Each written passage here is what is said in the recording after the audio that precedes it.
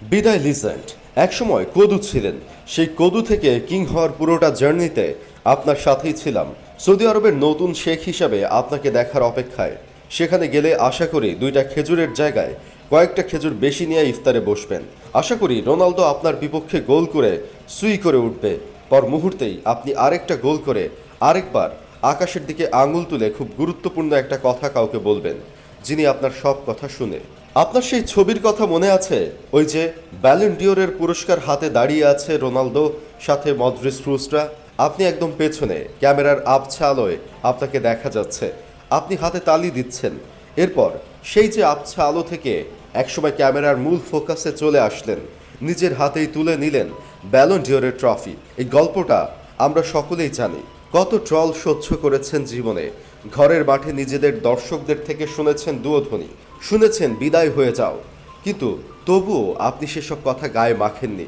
আপনি আগলে রেখেছেন প্রিয় এই সাদা জার্সিকে, চুমু খেয়েছেন, আঘাত পেয়ে রক্তাক্ত করেছেন এই সাদা রং, কখনো বা মাখিয়েছেন কাদায়, কিন্তু কোনো দিন অপমানের রঙে রাঙাতে দেননি।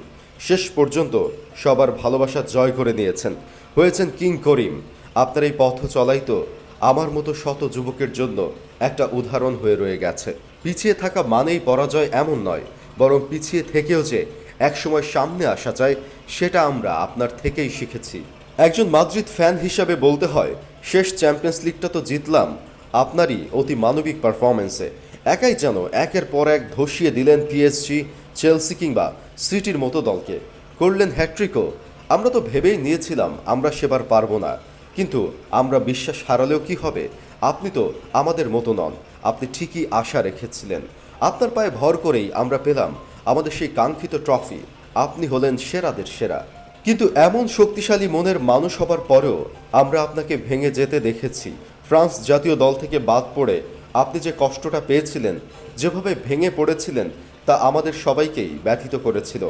আপনি যে অভিমান করে জাতীয় দল থেকে বিশ্বকাপের সময় বিদায় জানিয়ে দিলেন, সেদিন আমরা বুঝতে পেরেছিলাম আপনার অভিমান আপনার ভালোবাসার মতোই তীব্র। আপনি যেমন ভালোবাসতে পারেন, তেমনি নিজের আত্মসম্মান বজায় রাখতেও জানেন। যত কষ্ট হোক, প্রতিশোধ নয়, নীরবে সরে এসে ভালোবাসার বস্তুকে ভালো থাকতে দিতে জানেন। আপনার এই অভিমান আমাদের হৃদয় ছুঁয়ে যায়। রাত জেগে জেগে আমরা যে দুরন্ত ষাঁড়ের মতো এক বেনজেমাকে দেখি, যে বেনজেমা সিংহের মতো আছড়ে পড়ে প্রতিপক্ষের জালে, সেই বেনজেমাই আমাদের আবার শিক্ষা দেয় কিভাবে ভালোবাসার যত্ন করতে হয়, কিভাবে নিজের আত্মসম্মানকেও উঁচুতে রাখতে হয়। প্রিয় রিয়াল মাদ্রিদ আপনাকে খুব মিস করবে, আপনাকে মিস করবে লাখো কোটি ভক্ত। 647টি ম্যাচ, 353টি গোল, 165টি অ্যাসিস্ট, শেষ ম্যাচেও গোল করে সংখ্যাটা কেবল বাড়িয়ে নিলেন। নিজের বিদায়টাকে রঙিন করে রাখলেন বেনজেমা।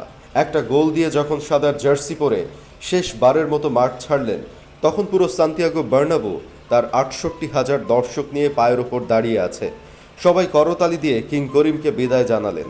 রিয়াল মাদ্রিদের ইতিহাসে সবচেয়ে বেশি অ্যাসিস্ট, রিয়াল মাদ্রিদের ইতিহাসে দ্বিতীয় সর্বোচ্চ গোল, 5টি চ্যাম্পিয়ন্স লিগ শিরোপা, 4টি লা লিগা শিরোপা এবং একটি ব্যালন ডিওর বিজয়ী।